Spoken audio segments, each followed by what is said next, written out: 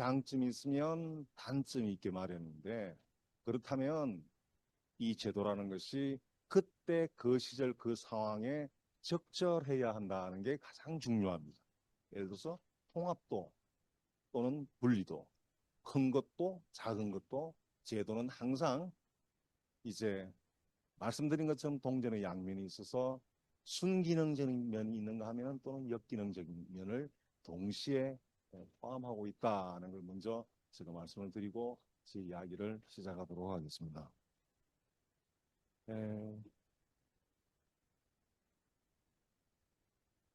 오늘 주제에서 제가 드리고자 하는 이야기는 크게 세 가지 사항으로 요약을 할 수가 있습니다. 그 첫 번째 사항은 이제 통합의 효과입니다.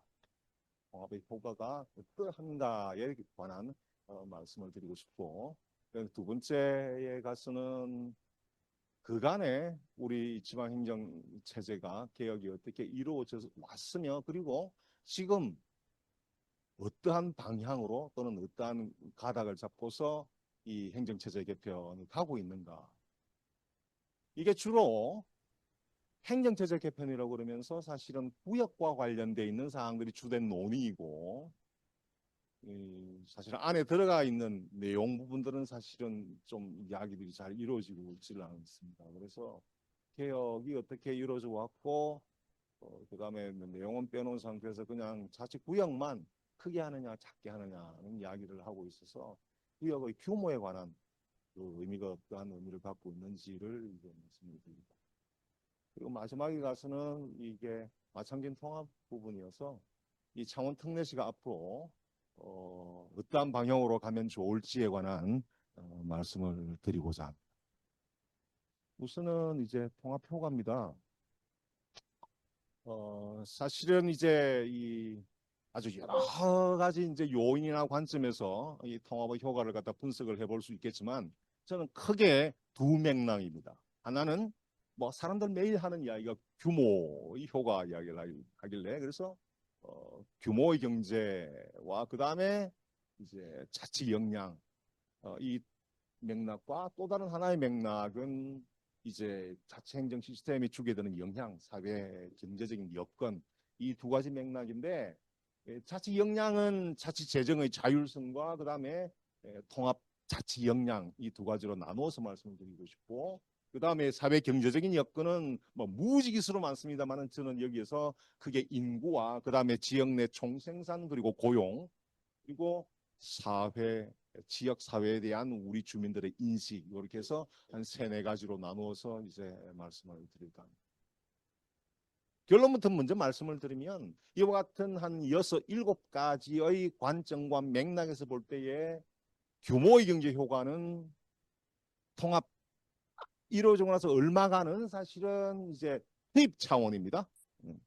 투입 차원에서 일정 기간 동안 한 2, 3년 동안에 이제 소위 말하는 규모의 경제 효과는 나타났다고 볼 수가 있습니다. 반면에 재정 자율성 그리고 자치 역량이라고 하는 부분들은 통합 이후에 계속 감소되어 왔다고 볼 수가 있고 그리고 사회 경제적인 여건 역시 통합 이후에 왠지 이상한 방향으로 지속적으로 좀 악화되어 왔다고 제가 평가를 할 수 있을 것 같습니다. 결론적인 이야기입니다. 좀 더 구체적인 이제 말씀을 이제 각 변인과 요인별로 제가 말씀을 드립니다. 우선 규모의 경제 효과입니다. 앞서 말씀드린 바와 같이 규모의 경제 효과를 투입 차원에서 봤습니다. 투입 차원에서. 통합 직후에 그러니까 직후입니다. 그 이유가 아니라 쭉 이렇게 이어진 것이 아니라 직후입니다. 한 2, 3년 안에 그때 당시에는 세입 예산의 규모가 작아졌습니다. 세입 예산의 규모가 작아졌습니다. 이게 팩트입니다. 보시는 바와 같이 통합 이전인 2009년도에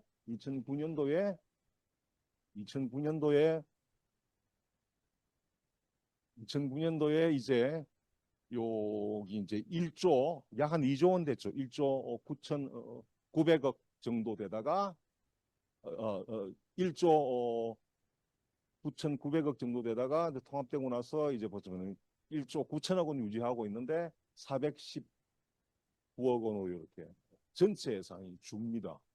예. 양면성의 의미를 동시에 여러분들이 생각하셔야 될 것 같습니다. 예산이 줄었다? 통합하고 나서 예산이 줄었다? 기존의 예산이 계속 유지가 되는 게 아니라 줄었다? 예. 경제학자들은 이야기를 할 겁니다. 예산이 줄었으니 본래 있던 사람들을 대상으로 예산이 줄었으니 투입에 경제적 효과가 나타났다고 이야기를 합니다. 그러나 여러분들께서는 생각하실 때에 통합하고 오니까 예산이 줄었다, 쓸 돈이 줄었네, 이렇게도 또 보실 수 있는 문제잖아요. 그죠? 어쨌든 세입 예산의 규모가 감소했다.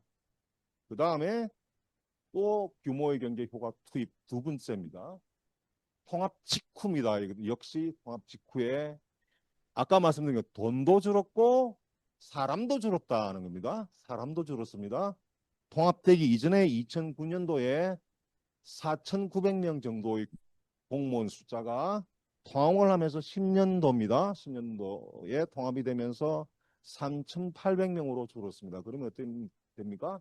약 한 1,100명 정도가 줍니다. 일정 수준이 계속 유지가 됩니다. 11년도에는 조금 더 줍니다.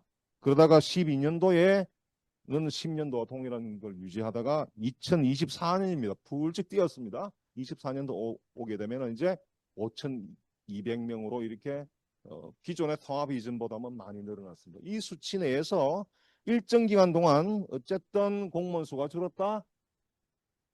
양면성이 역시 있습니다. 예, 일반 그냥 능률성, 그러니까 경제적 맥락 산술적으로 왔을 때 동일한 인구를 대상으로 해서 공무원 수가 줄었으니 능률적이네 또 볼 수가 있고, 또 다르게 보면 줄면서 공공 서비스를 받을 사람은 똑같은데 사람이 줄면 어떻게 되지? 이와 같은 의문을 가질 수가 있습니다. 다만 여기서 늘어났던 건 여러분들이 아셔야 되는 것이 국가의 기능이나 지방자치단체의 기능이 확대되면서 늘어난 인구로 보시면 됩니다. 잘 기억을 하셨다가 나중에 이제 우리 주민들이 생각하는 이제 이 자치 역량에 관한 걸 갖다가 인식적 차원에서 평가를 할 때에 연계성을 가지고 들어줬으면 합니다. 그 다음입니다. 예, 자율성입니다. 자치 능력과 관련된 부분인데 역시 재정으로 봤습니다. 요건 역시 재정 자율성을 통해서 이제 통합 직후에 재정 자율성이 어떠한가를 보고자 했습니다. 교부세가 감소를 했습니다. 직후입니다. 직후에 보시는 바와 같이 통합 이전인 2009년도에 이 돈이었던 것이 보시는 바와 같이 10년도, 11년도 계속 줍니다. 지방교부세가 줄었습니다. 지방교부세가 줄었습니다. 예. 지방교부세가 줄면 그럼 국고보조금은 어떻게 되느냐? 예, 국고보조금은 좀 늘어났습니다. 그럼 어떻습니까? 재정 자율성은 줄어들게 되죠. 그죠? 예. 여러분 아시다시피 소위 말하는 지방교부세 같은 경우에는 지방자치단체가 그 재원으로 자율적으로 어떤 정부에서 항목을 정해서 주는 돈이 아니기 때문에 자율성이 높아질 수가 있습니다. 그래서 지방교부세가 줄었다는 것은 통합 직후에 이제 자율성이 줄어들었다. 이게 지금 현재 어떻게 되냐면은 여러분들 알고 계시는 지방분권 특별법에 의해서 원래 통합을 하게 될 때는 보통 교부세에 대한 6%를 갖다가 더 보전을 더 하게 돼 있습니다. 그런데 당시에는 계약을 맺을 때 6%가 아니고 3%로 특별법이 만들어집니다. 그러면서 소위 말해서 이제 금액 자체도 매 회계연도 73억 원만 인텐시브를 통합 인텐시브를 받게 됩니다. 그래서 이 보시는 바와 같이 10년도 같은 경우에는 통합되기 이전보다 지금 통합된 첫 해인 10년도에 지방교부세가 마이너스입니다. 265억 원 줄어들었는데 인텐시브를 받은 건 73억을 받았다는 이야기죠. 그런 어떻습니까? 또 한참 많이 모자라는 겁니다. 그 이후에 한참 세월이 지나서 창원시가 특례시가 됩니다. 특례시가 되면서 어떻게 되냐면 소방안전교부세가 늘어나면서 이게 여러분 아시다시피 기존에 받던 소방안전교부세가 100이었다면 50% 증가해서 150%로 증가합니다. 그렇더라도 제가 써놓은 것처럼 기존의 수준을 회복하지 못합니다. 그래서 어쨌든 통합되면서 재정 자율성은 줄어들었으니까 자치 능력이 줄어들 수밖에 없다고 이제 결론적으로 말씀을 드릴 수가 있습니다. 그 다음에 이제 이런 지방교부세가 감소하면서 그러면 창원시는 꽝 됐느냐 망했느냐, 그것은 아닙니다. 이걸 또 보충해주는 사람이 있었어요. 그게 다름이 아니라 경상남도입니다. 경상남도가 소위 말해서 지방교부세 모자란 부분들을 뭘로 보전을 해줬냐면 조정교부금으로 보충을 하게 됩니다. 그래서 그 보충된 것을 여러분들 정확하게 보실 수 있는 것이 기존에 마창진 통합되기 이전에 마산진의 창원 전체 지역에서 경상남도로부터 받았던 조정교부금의 금액이고, 이것이 통합되고 난 이후에 지방교부세가 줄어드는 이 부분들을 보충하기 위해서 늘어난 수치를 보시면 상상을 초월할 정도로 많이 늘어났습니다. 그런데 우리는 창원 시민인과 동시에 또한 경남도민입니다.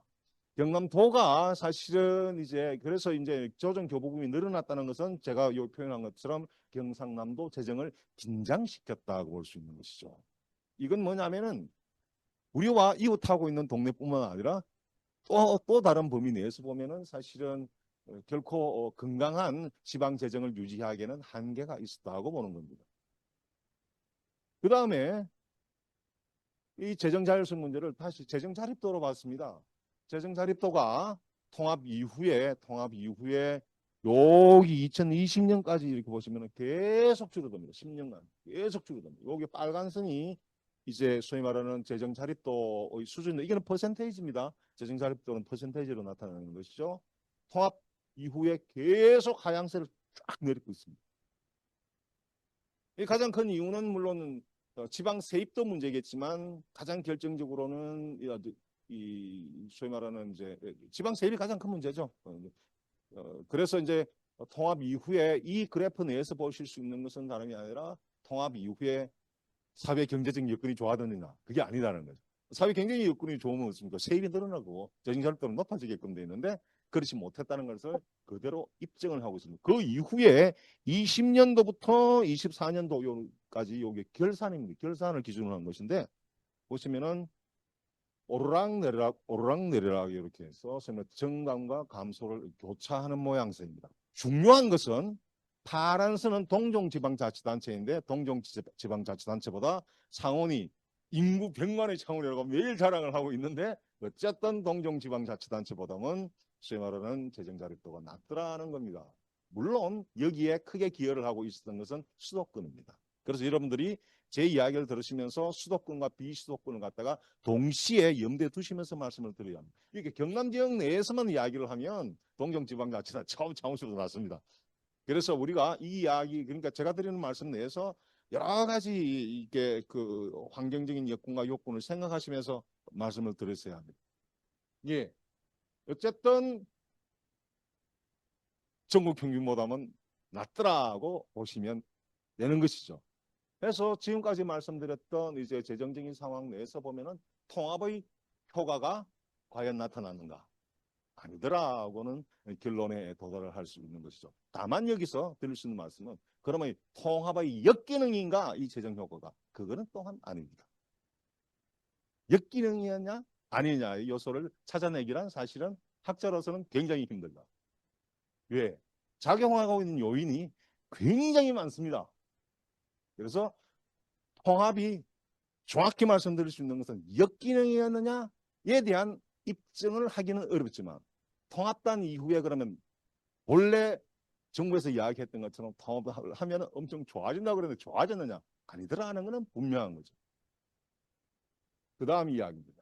예, 통합 이후에 자치 역량입니다. 종합적으로 다 봤습니다. 이걸 갖다가 제가 연구를 한 것은 아니고 여기 이제 한국지방자치학회에서 실려 있는 이 송건숙 교수가 여기 대구 분이시죠.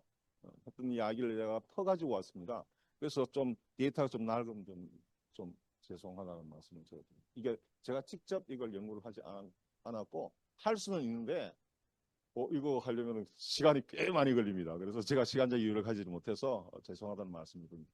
다만 충분히 제가 읽어본 결과 이 시점이어도 충분히 통합의 효과가 나타난다고 보기는 힘들죠. 이걸로. 이 양반이 이분 이제 보시면은 이제 기간을 여기 보시면은 이분이 이 연구 연구 대상 구간을 갖다 10년도에서부터 17년도까지 그러니까 이제 한 7년 정도를 잡고서 했기 때문에, 그리고 통합 바로 이후여서 이 정도 기간이면은 영구상의 문제는 없다는 생각을 합니다. 그래서 보시면은 1이 기준입니다.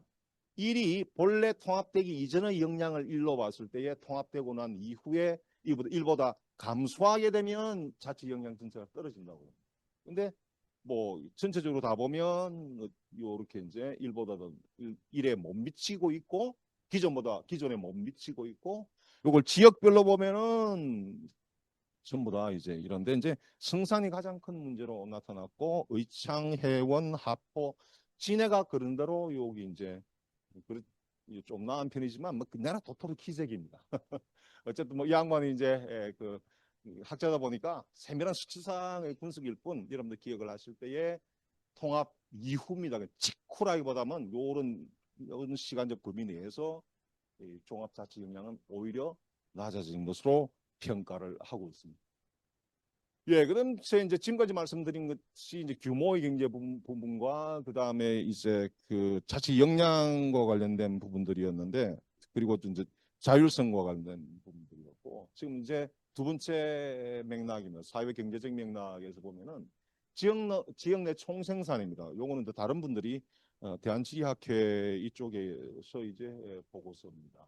보시면은 이제 지역 내 총생산 연쇄지수라고 되어 있는 이 부분들은 물가를 이제 연동해서 이제 같이 이제 파악을 한 겁니다. 뭐 당연히 우리 창원 같은 경우에도 지역 내 총생산은 늘었습니다. 근데 물가를 연동시켜서 봤을 때에 뭐냐면은 창원 같은 경우에는 이런 보시다시피 이렇게 통합 이전과 이후에 오히려 이제 지역 내 총생산 연쇄지수는 통합되기 이전을 100으로 봤을 때에 96에 해당될 정도로 이제 낮아졌다는. 다른 지역들은 예를 들어서 청주 같은 경우에는 보십시오.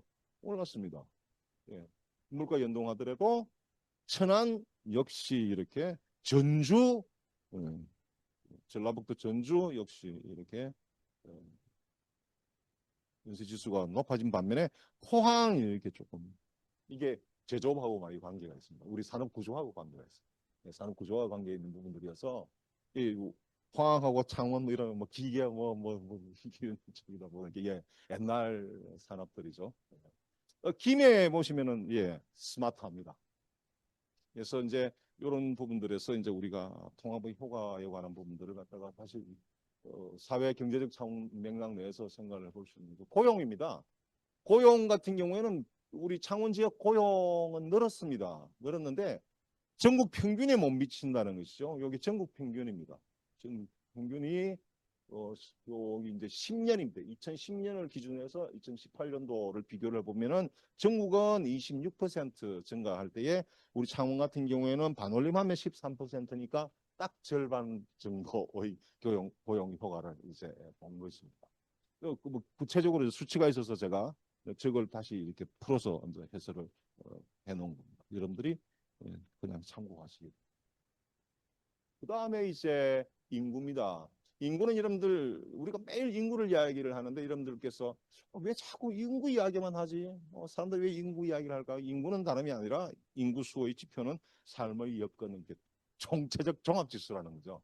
이게 살만하면 사람들이 늘고 그 살만하다는 요소 안에는 뭐 엄청나게 무지기수로 많은 요인들이 있으니까 살만하면 사람들이 이제 느는 거고 뭐 살만하지 않으면 뭐 주는 거고 어쨌든 뭐 능력 되는 만큼 아이도 낳고 뭐 그런 거니까 그리고 또 뭐 건강해야 또 오래 살 수 있고 그래서 종합적인 지수여서 항상 사람들이 인구 이야기를 합니다. 인구 뭐 아시는 바처럼 이렇게 우하향 바닥을 이렇게 잡고 매 회년도 꼬박꼬박 뭐 예외 없이 줄어듭니다. 뭐 오르락내리락 여천감을 교차하는 것이 아니라 쭉 그냥 어쨌든 지금은 이제 100만 선이 무너졌어요. 그다음에 이제 인구도 줄어들고 인구의 구조도 건강하지 못한 상태에 있습니다. 건강하지 못한 상태에 있다는 건 다름이 아니라 고령화 자꾸 늘어나고 반면에 청년 자꾸 줍니다. 이렇게 삼각형 모형의 이것이 보여주는 바는 다름이 아니라 건강하지 못한 인구 구조다는 말씀을 드릴 수가 있는 것이죠. 그래서 사회 경제적으로 심각하다고 보시면 좋겠습니다.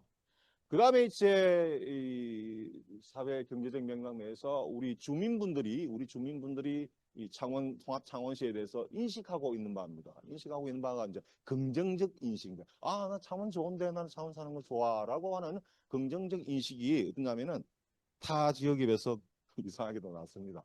우리 경남 지역에서 경남 전체는 이제 아, 좋습니다. 뭐 경남에 사는 거 괜찮아요 하고 답변하신 분들이 이제 60%였다면 우리 창원 시민분들에게 아, 창원에 사시는 게 어떻습니까? 좋습니다 하고 말씀하시는 분들이 뭐 도토리 키재기입니다만 어쨌든 수치상으로 보면 그렇게 예, 조금 낮은 편입니다. 그 경남 평균보다 낮습니다. 그다음에 주거 환경에 관한 것들도 물어보게 되면은 창원이 조금 다른 우리 경남 지역의 다른 시군에 비해서 주거 환경에 대한 인식도 사실은 뭐 만족스럽다고 답하신 분들이 다만 여기서 유의해서 들으셔야 되는 것은 인식조사입니다. 인식조사는 항상 상대적인 것이거든요. 그죠? 그래서 이게 절대적 표현으로 이런 걸 받아들이시면 곤란하다. 어쨌든 지금 현재 나타나 있는 이제 지표상의 것들은 지역 사회에 대해서 아, 이 동네 살만한 곳인데 라는 긍정적인 인식과 주거 환경 역시 그다음에는 우리 주민들께서 타 시군보다는 만족스럽지 못하게 느끼고 있다. 네, 요약을 할 수가 있습니다. 예, 해서 첫 번째 꼭지 이야기가 통합의 여러분들 표현을 명암이라고 했는데 예, 뭐 명암이었는지 잘 모르겠어요. 한번 살펴보시고 주로 어두운 면들이 많이 지적이 되어서 밝은 면들보다 어두운 면이 좀 많았던 것 같습니다. 그렇다면 이 그간의 우리나라 행정체제는 어떻게 흘러왔던가? 우리나라 같은 경우에는 광역은 이 쪽에서 자꾸 작게 해왔습니다. 광역은 더 작게 해왔고 우리 예를 들면은 경상남도 같은 경우에는 부산, 울산, 경남을 이렇게 나누고 다 다른 지역도 다 이렇게 광역은 다 작게 해왔죠.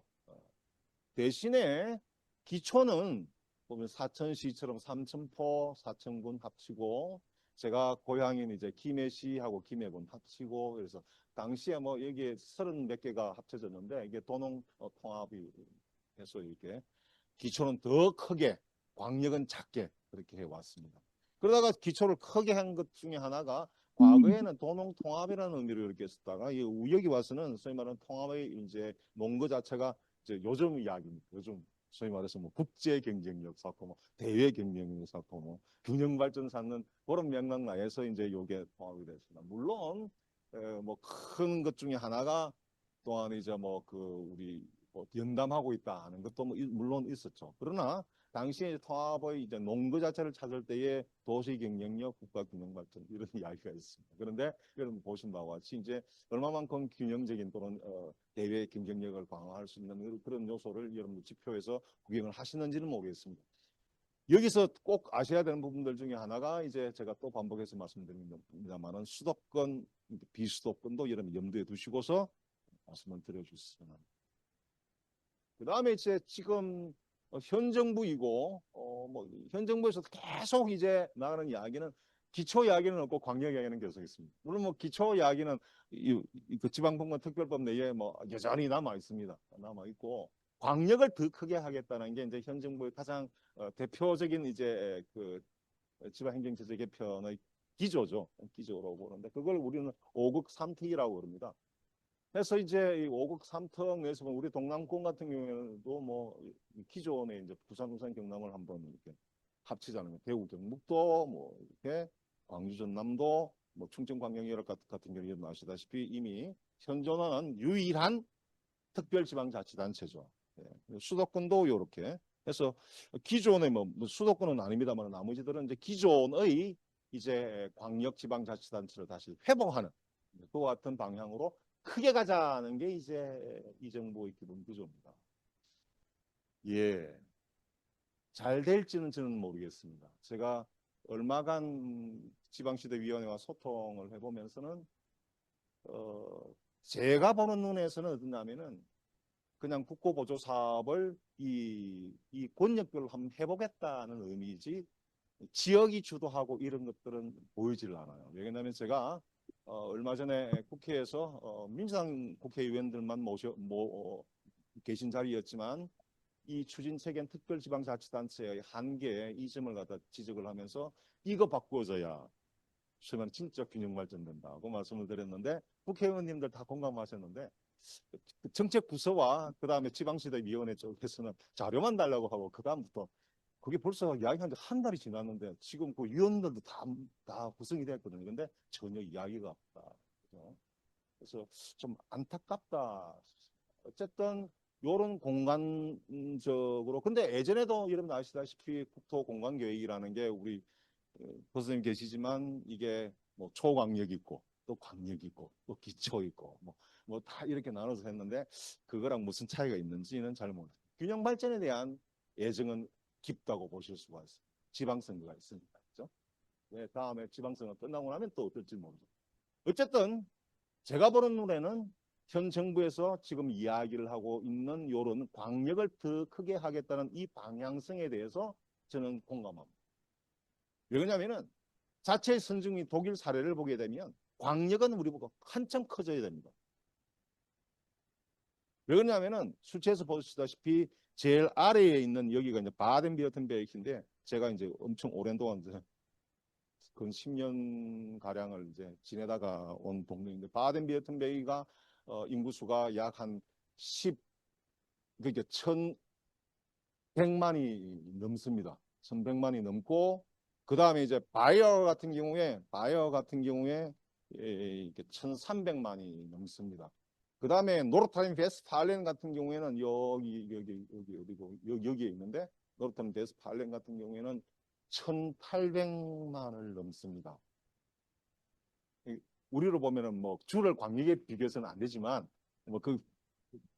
그거는 이상하지만 우리가 근데 계층으로 보면은 광역 계층이니까 들어보면은 우리 광역은 우리 부산, 울산, 경남을 다 합쳐도 제가 오랜 동안 바덴비어튼베이크에서는 게임도 안 되죠. 뭐 합쳐봐야 760만밖에 안 되니까 반쪽짜리밖에 안 돼요. 여기 뭐 노르트라인 베스팔렌에 비하면 이거는 뭐 광역이라고 보기도 힘들죠. 아시다시피 기계 산업이 예를 들어 우리 한국 사람들 많이 좋아하는 뭐 BMW 사고 뭐 벤츠 사고 뭐 이런 폭스바겐사 것들 다 여기에 있는 기계 공업의 메카라고 보시죠. 그 다음에 우리가 의료기기 이런 것들이 여기 주로 자리하고 그 주 수도는 슈투트가르트 큽니다. 그런데 독일 같은 경우에 예를 들면 바덴비르텐베르크가 갖고 있는 사람 많고 재정 규모 크고 기술력 우리보다 나았습니다. 우리 창원의 기계산업 얘기하고 게임이 되겠습니까? 경쟁 안 됩니다. 광역은 더 크게 해야 된다는 그런 맥락이 있어요. 그런데 제가 금세 드렸던 말씀을 정면으로 갖다 반박을 합니다. 말도 안 되는 소리 하지 마. 안구는 너 광역은 더 커야 된다고 그런 소리를 하고 있어. 그거 절대 아니야라고 입증을 하는 나라가 어디냐면은 소위 말하는 우리가 말하는 메가시티 리전 문제를 갖다가 자치구역을 강력화하는 정면으로 반박을 합니다. 어느 나라냐? 스위스입니다. 스위스는 아시다시피 인구수도 작고 주가 26개 주인데 인구 900만에 주가 26개 줍니다. 평균 인구가 33만 명이에요. 우리 제 고향인 김해시보다 훨씬 작습니다. 개마인드 인구수는 한 3,800명, 3,900 많아도 3,900명 같다. 지금 조금 더 많아졌으니까 4,000명 넘었을 겁니다. 그리고 20만 이상의 도시는 20만입니다. 200만이 아닙니다. 20만입니다. 20만 이상의 도시는 쥐리히하고 겐프 두 곳밖에 없습니다. 겐프는 여러분 아시는 제네바를 보기도 겐프라고 두 곳밖에 없습니다. 그런데 이 나라가 어떤 나라냐? 보시는 바와 같이 뭐 국가 경쟁력 종합 순위, 글로벌 인재 경쟁 순위 보시면 이렇게 수두룩하게 1등 외에는 뭐 잘 안 하는 나라가 이 나라입니다. 개인당 국민소득이 상상을 초월합니다. 그러면 예를 들어서 이런 이야기입니다. 대한민국의 세계 100대 재벌회사가 아니라 요거 하도 이야기가 죄송합니다. 100대 기업 안에 속하는 것이 삼성이 유일합니다. 대한민국. 인구가 우리가 5천만이 넘습니다. 인구 900만입니다. 스위스는 100대 기업 안에 3개 기업이더라. 아시다시피 네슬레, 노바티스, 로시 세 개입니다. 이거는 100대 기업이 아니고 50대 기업 안에 이 세 개가 들어갔어요. 그럼 어떻습니까? 게임이 안 돼요. 여러분 아시는 뭐 스위스가 뭐 관광 이런 걸 먹고 사는 거 아는데 그게 아닙니다. 관광이 전체 국민소득에 차지하는 비중은 4%가 조금 더 돼요. 5%가 안 됩니다. 뭐냐? 우리나라 삼성 이상의 그 대단한 다국적 기업들이 설치고 있다는 거죠. 그럼 이런 거는 도대체 어떻게 설명할 거냐? 정면으로 또 하나 제가 했던 독일처럼 광역이 커져야 된다는 이야기를 그대로 반박을 하고 있는 것이 이런 통계들입니다. 다름이 아니라 세계 20대 거대 도시권역입니다. 끝내주게 큰 것들. 세계에서 20대니까 1등부터 꽁등까지 20등까지. 이 중에서 제대로 사회 경제적으로 뭐 괜찮다는 곳은 제가 보는 놈은 도쿄, 미국의 뉴욕, 로스앤젤레스, 대한민국 서울. 그 외의 부분들은 제 눈에는 시들시들이거나 아니면 엉망진창입니다. 세계 50등. 여기 우리나라 서울보다 큰 것도 우리나라 사람이 5위에 되는데 근데 요거는 여러분들 좀 조심하십시오. 제가 잠자다가 해서 그런지 순서가 조금씩 왔다 갔다 합니다. 여러분들 참고하세요. 근데 안에 있는 수치는 똑같습니다. 그냥 그대로 퍼서 와가지고 제가 순서를 매게 돼서 하다가 보니까 어쨌든 크다고 해서 이런 다 아니라는 것이죠. 그래서 이게 지금 제가 들고 있는 이야기가 자칫 구역의 규모의 의미를 이야기하는. 그러니까 크다고 해서 경쟁력이 있는 것은 아니다는 이야기를 하고 싶은 것이죠. 제 이야기는. 그래서 이제 이게 요 보시는 바와 같이 22년도입니다. 지금 스위스는 이미 여기 그 9만 불 넘어쓰고 있죠. 개인당 국민소득이. 우리나라 돈으로 환산하면 지금 현재 개인당 스위스의 개인당 국민소득은 1억 4천만 원 정도가 됩니다. 조그마한 갓난쟁이 애기부터 이제 연세가 많으신 할아버지 90 몇 세 되신 어르신까지 예. 보시는 바와 같이 인도도 스위스는 아까 말씀드린 20만이 넘는 도시는 몇 개입니까? 예, 두 개밖에 없어요. 쭈리히하고 겐프하고 두 군데밖에 없어요. 소득 보십시오. 인도와 등비 세계 뭐 그러니까 뭐 인도 개인당 국민소득 2천. 일본도 뭐 도쿄부터 뭐 지금 현재 우리나라에서 지방자치법 제12장에 들어있는 특별지방자치단체 여러분들이 알고 있는 메가시티라고 말하는 그걸 가져온 그 제도가 일본 겁니다. 제가 안 된다고 안 된다고 그렇게 몸소리를 쳤는데도 결국은 님들의 뜻대로 다 흘러가시던데 지금도 여전히 그 이야기를 하고 있습니다만 그대로 그냥 가. 일본 걸 가면 일본이 여기에 비하면 반쪽알입니다. 반쪽알입니다. 반쪽입니다. 미국은 빠져 있구나. 독일도 많이 떨어지는 편입니다. 그래서 크다고 해서 잘 살 수 있느냐? 이건 아니더라. 삶의 질의 수준이 높아지는 것은 아니다는 이야기. 예, 이제 두 번째 꼭지를 갖다가 이제 마지막 결론 제가 꼭 드리고 싶은 말씀을 드리고자 합니다. 자치구역 규모는 분명히 중요합니다. 이게 그래서 이제 기본 시스템이에요. 그래서 굉장히 중요합니다. 자치구역 규모는 중요합니다. 제가 보는 눈에 물론 서비스 이야기를 하고 뭐 독일 이야기도 하고 그랬지만 지금 현재 광역 같은 경우에는 제가 보는 눈에는 지금 현재 우리가 주어진 상황이 다음에 뭐 질문하시면 왜 그러냐고 말씀 물으시면 또 답변을 드리겠지만 조금 더 지금 현 정부에서 이야기하는 것은 커져야 합니다. 왜? 대외 경쟁력 제고를 위해서 필요하다는 생각을 합니다. 대신에 기초는 더 작아져야 한다는 거죠. 제가 꼭 드리고 싶은 말씀은 광역은 더 크게 기초는 더 작게 이렇게 가야 된다. 왜? 광역을 더 크게는 대외 경쟁력 제고 때문에. 그 다음에 기초를 왜 더 작게? 자치 효율성을 높이자는 겁니다. 대외적으로 경쟁력을 높이고 대내적으로 자체 효율성을 높이자는 겁니다. 창원 특례시는 기초입니다. 더 작아져야 이루어질 수 있다는 이야기가 되는 것이죠. 이게 왜 그러냐? 왜 그러냐면은 왜 광역화될 대외 경쟁력이 높아질 수 있느냐 하면 자율성이 높아진다면은 이라는 게 전제가 되어 있습니다. 전제가. 그래서 자율성 없이는 경쟁력이 없는 상태입니다. 아무리 Q만 준다고 해서 예를 들어서 독일 같은 경우에도 이런 보시듯 독일의 주어의 자치구는 사실은 제가 로망처럼 갖고 있을 정도로는 없어요. 물론 그보다 더 대단한 거는 스위스죠. 스위스지만 지금 이제 스위스는 우리나라가 앞으로 가야 될 방향이라고 본다면은 독일은 그래도 지금 현재로 좀 잡을 수 있는 거리에 있는 게 아닌가라는 생각을 합니다. 어쨌든 이 대외 경쟁력은 키우기만 한다고 해서 될 게 아니라 자율성을 높여줘야만이 경쟁력이 생깁니다. 그래서 자율성 없이는 경쟁력이 없다고 보고 있고, 자체 효율성이 자가만 지면 다 되는가? 그런 것이 아니라 민주성이 높아져야 효율성이 높아질 수가 있습니다. 그래서 민주성 없는 효율성이라는 건 있을 수가 없습니다. 이 많은 사람들이 생각할 때에 돈만 잘 기다리면 이게 뭐 효율적이라고 생각하는데 그렇지는 않습니다. 여러분 아시다시피 대한민국이 지금 정도 엄청난 이제 소위 말하는 세계 경제 선진국이 됐던 가장 큰 이유는 여러분 아시다시피 민주화입니다.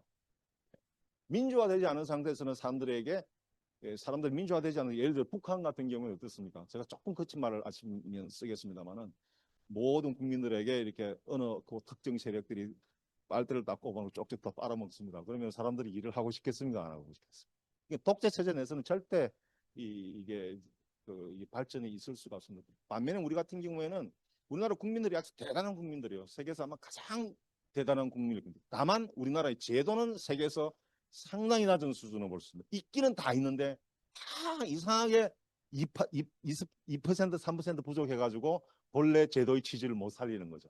철학은 빠지고 껍데기만 가져오는 게 우리나라의 제도입니다. 그러다 보니까 이제 그런 것이죠. 그래서 민주적이지 않으면 효율적일 수가 없습니다.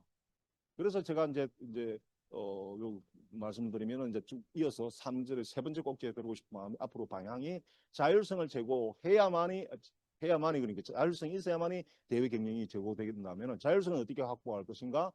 이제 우리 과제 이야기를 하는 자치권 자체가 높아져야 된다는 것이고, 민주성 자체가 높아지려면은 이 자치 방식이 달라져야 합니다. 자치 방식이 달라져. 그래서 결국은 자치와 분권의 이야기가 하나의 향후의 과제가 되겠습니다. 그래서 창원 특례시 앞으로 발전 방향 이야기는 결국은 아까 말씀드린 자치와 분권의 이 전략적 선택 없이는 힘들다는 겁니다. 그래서 자치권을 결국은 전략은 앞서 말씀드린 바와 같이 자치권을 이제 강화하는 이 전략과 그다음에 자치 방식을 개선하는 이 전략이 두 가지인데, 말씀드렸던 자치권 강화 이야기는 모든 것이 이 세상의 모든 것들은 관계 속에서 이루어집니다. 관계 속에서. 수직적 정보관 관계, 중앙정부와 지방정부라는 이 관계 속에서는 자치권한이 강화되어져야 하고, 그 다음에 또 관계입니다. 창원시 내에서 볼 때의 주민과 창원시와의 관계, 이 속에서는 이제 자치방식이 개선되어야 하는데, 핵심 전략은 보시다시피 우리 주민과 대표 기관이죠. 창원시와의 관계가 권력이 공유가 되지 않으면 독일처럼 미국처럼 발전할 수가 없다. 그래서 이제 요 이야기를 갖다가 지금 시간을 제가 많이 썼는데 지금 앞으로 저한테 주어지는 시간이 한 15분 정도밖에 안 남았습니다. 그렇죠? 그래서 15분 내에 한번 맺어보겠습니다. 예. 자치권 강화 이야기는 여러분 잘 아십니다. 자치 사무 확대하고 뭐 입법권 높이고 재정권 높이고, 다만 여러분들이 좀 궁금해하실 부분들이 창원 특례시가 사무를 달라, 뭐 아까 제가 여기 보시면 뭐 특례를 통해서 뭐 샀는데, 여기 수준 높은 뭐 특례 샀는데, 이 특례를 받는 것이 사무 특례, 그러면 뭐 입법 특례, 재정 특례를 가지고 온다고 하더라도 저기 달라고 해도 주는 안 줍니다. 절대 주지를 않습니다. 그리고 특례시, 그러니까 지방자치법 197조죠. 110조 그 규정에 특례를 가지고 정치적으로 정치 내에서 교란을 하게 되죠. 다른 분들 우리는 안 되지. 요게 중요하죠. 요게 종류가 달라지지 않아요. 지금 창원 특례시는 아시다시피 이게 지방자치인데 종류는 아니거든요. 아시죠? 그죠? 종류는 아닙니다. 그냥 명칭입니다. 특례시는 그냥 명칭이지 지방자치단체 종류는 아닙니다. 종류를 바꿔야만이 말씀드렸던 자치권이 강화될 수 있다는 거죠. 논의도 안 됩니다. 논의도 안 됩니다. 그러니까 이 종류란 게 이제 쭉 이거 다 그냥 제가 제치고 넘어가겠습니다. 예. 이 부분인데 종류인데 지방자치단 이제 종류는 지방자치법 2조에 규정을 하고 있죠. 광역은 광역, 특별자치, 도, 특별자치도 이렇게 5개 정도 넣어놓고 그 다음에 있는 게 이제 시군, 자치구인데 여기에 특례시가 새로 신설되어요. 이게 무슨 이야기냐? 자격 없는, 지위 없는 그 자에게 권한을 준다? 아니, 그 사람이 선생도 아닌데 선생하라고 선생의 역할을 준다? 그 선생 아들 다 망친다. 그렇지 않습니까? 아니, 다른 사람들이 그럴 거 아닙니까? 창원 특례시에 저런 거 준다 그러면 아니, 창원시가 뭔데? 지위가 뭐냐는 거예요. 종류가 달라지지 않는 이상 전부 다가 참 그냥 희망 고문을 하는 이야기들이지. 우리 지금 부산, 경남 통합하자고 합니다. 제가 항상 하는 이야기들 중에 자치권이 크고요. 그 자치권을 크게 하는 방법은 지방자치단체 종류를 새로 신설하지 않은 상태에서는 안 된다. 하고 오는 소식이 없습니다. 제가 뭐 여러분 아시다시피 또 저기 공론화위원회에서 토론 다닐 때 계속 따라다닐 때 사람들 매일 하는 이야기가 매미처럼 그 이야기입니다. 이것 역시 그런 지위 없는 자에게 권한 주지 않습니다. 지위 없는 자에게 권한 주지 않습니다. 지위가 바뀌려면 종류가 바뀌어요. 그러니까 이게 지금 현행 지방자치법 192조간 7조간 그게 있는 게 아니라 이사를 와가지고 이게 바로 2조에 바로 들어가거든요. 2조 2호에 딱 들어가면 지금 제가 말씀드렸던 게 확 바뀌어질 수 있어요. 여기 이제 하나 전략이 될 수 있어요. 우리가 수익적 정보관 관계에 대해서. 그 다음에는 이제 이 자치 방식을 개선하자. 이미 말씀드린 바와 같이 자치 방식을 지금 이제 지나친 대의제 이게 이제 뭐 이런저런 문제가 많으니 이걸 극복하기 위해서 주권자와 대표자가 권력을 공유하다. 자치권 권력을 이제 공유하자. 공유할 수 있는 방식은 이제 소위 말해서 이제 직접 민주제를 강화하는 겁니다. 주민 발언과 주민 투표를 도입하자는 거죠. 저는 왜 도입하자고 그러는지 이런 데 좀 이따 제가 설명을 드리겠습니다. 어쨌든 주민 발언과 주민 투표를 도입하자는 것이고 또 다른 하나는 우리 읍면동에다가 준직접민주제 형식의 자치 제도를 도입하자. 자치 기관화하자는 이야기입니다. 준직접민주제 형식의 이제 서비스가 준직접민주제죠. 민주제를 하자는 겁니다. 이렇게 되면 사실은 나라가 완전히 바뀝니다. 주권자가 되는 것이 진짜 주권자가 선거할 때만 주권자가 아니라 실질적 주권자가 됩니다. 왜 제가 주민 발언 제도와 주민 투표 제도를 도입하자 그러냐면 우리나라 지금 현재 없습니다. 이 두 제도가 법률만 있습니다. 법률만 있습니다. 주민조례에 관한 법률 있고 여러분 주민 투표법 있고 법은 있습니다. 법은 있는데 제도는 없는 상태. 왜 그러냐? 발안 제도는 발안이란 뭘 의미냐면 입법 발의 권한을 말합니다. 입법 발의 권한을 말합니다.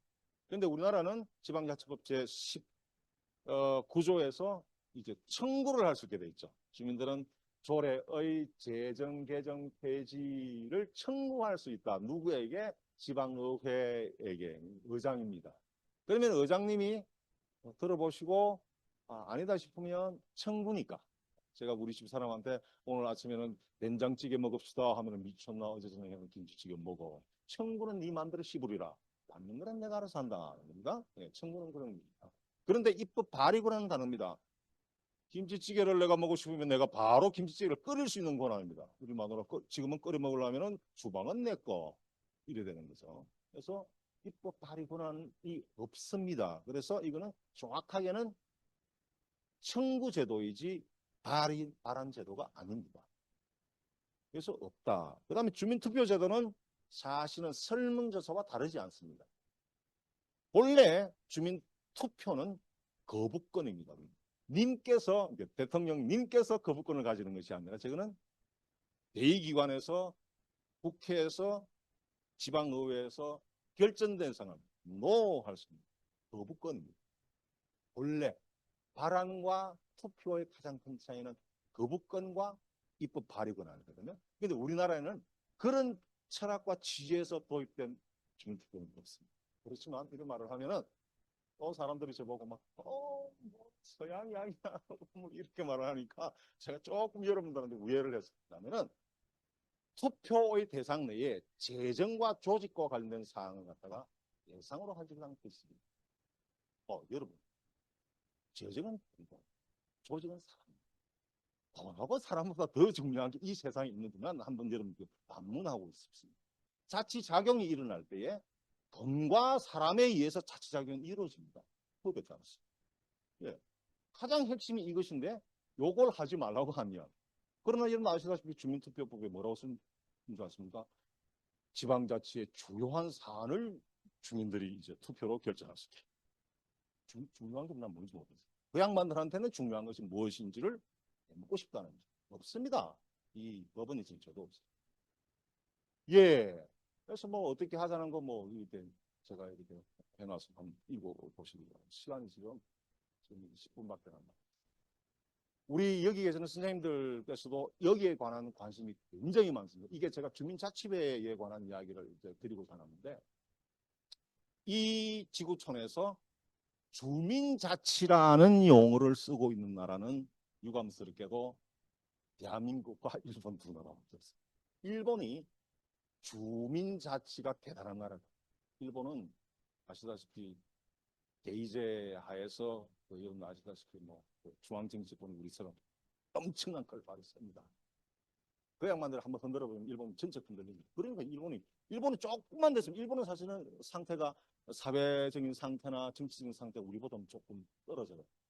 그러니까 이제 자꾸 우리한테 잡아먹히는 거예요. 조금만 있으면 일본을 따라잡는 그렇게 어렵지가 않습니다. 주민자치 요걸 써놓은 그대로입니다. 우리의 현 지방자치는 대의 제도를 통해서 주민자치를 실현하고자 하고 있습니다. 주민자치와 단체자치가 따로 없다는 거죠. 지방자치가 주민자치라는 거예요. 근데 우리나라는 지방자치를 뭘로 한다고요? 요 보시는 투표를 통해서 대의제 형식을 빌어서 주민자치를 합니다. 대의제 형식을 빌어서 주민자치를 하고 아시겠습니까? 우리 주민분들이 주권자인 주민분들이 투표를 통해서 자치기관을 구성을 하고 그리고 구성된 이 자치기관에다가 자치 권한을 위임을 합니다. 선거는 대의제 하에서 굉장히 신선한 겁니다. 주권 행사입니다. 그런데 다르게 봅니다. 우리나라처럼 아까 말씀드린 주민 발안이나 주민투표나 국민투표나 국민 발안이 없는 상태에서는 전점이다. 잘 들으셔야 됩니다. 그게 없는 상태에서는 요거는 대의제는 뭐냐? 쓰는 그대로입니다. 권한 주권 납부인 아니다. 쑥 나와버렸네. 그것도 동영상 조금 수정할 수 있습니다. 동영상 수정할 수 있습니다. 이거 공식적으로. 죄송합니다.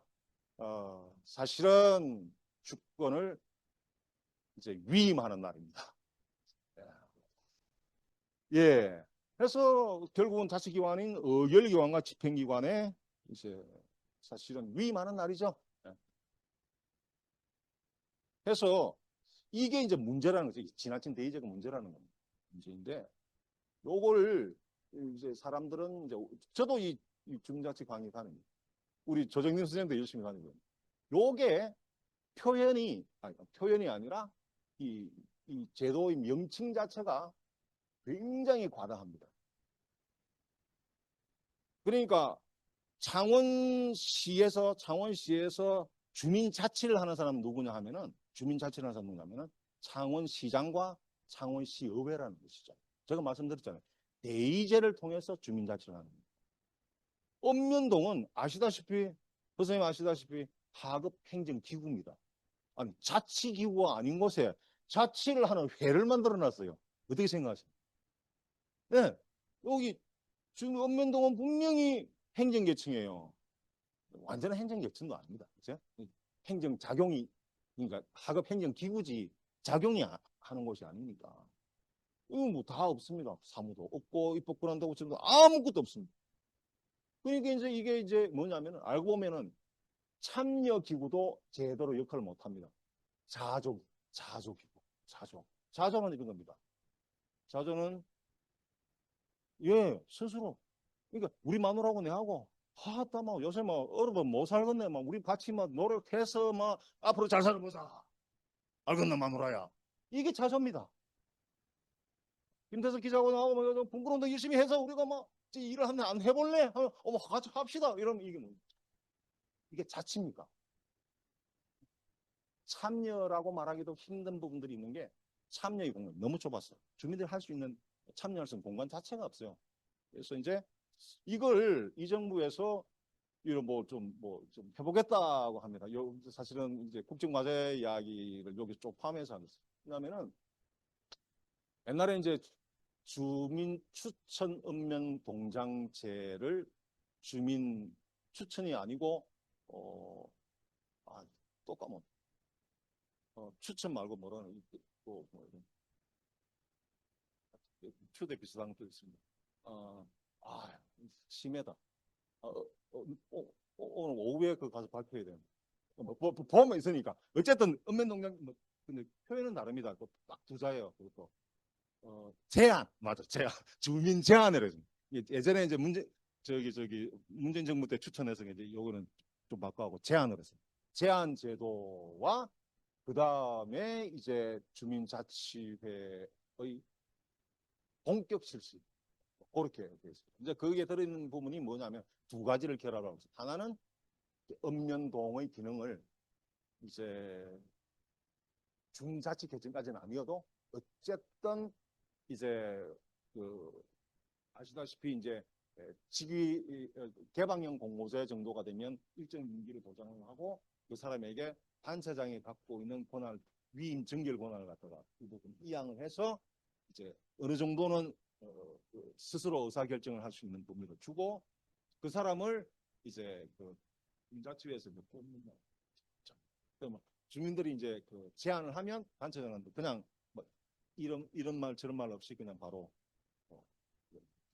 위촉을 하는 그런 식으로 되어 있는 거죠. 어쨌든 그거는 형식적인 것이고 안에 내용을 담고 있는 것은 읍면동의 기능을 갖다가 강화해 나가고 왜 그러냐면 지금 현재 주민자치위원분들 특히나 더 할 수 없는 일이 수탁 사무가 있어도 할 일이 없는 게 주로 규정이 되어 있는 게 읍면동 사무들 중에서 주민에게 밀접한 관련이 있는 것을 소위 말하는 수탁할 수 있게 돼 그래 돼 있고. 근데 읍면동이라는 곳이 하고 있는 일들 중에 주민 체육대 이런 거 몇 개 빼고 나면은 사실은 전부가 관리 업무이지 주민이 참여할 수 있는 공간은 전부 다가 사무가 본청이 다 있어요. 그래서 그게 내려오지 않은 이상 읍면동에서 살 일은 전혀 없습니다.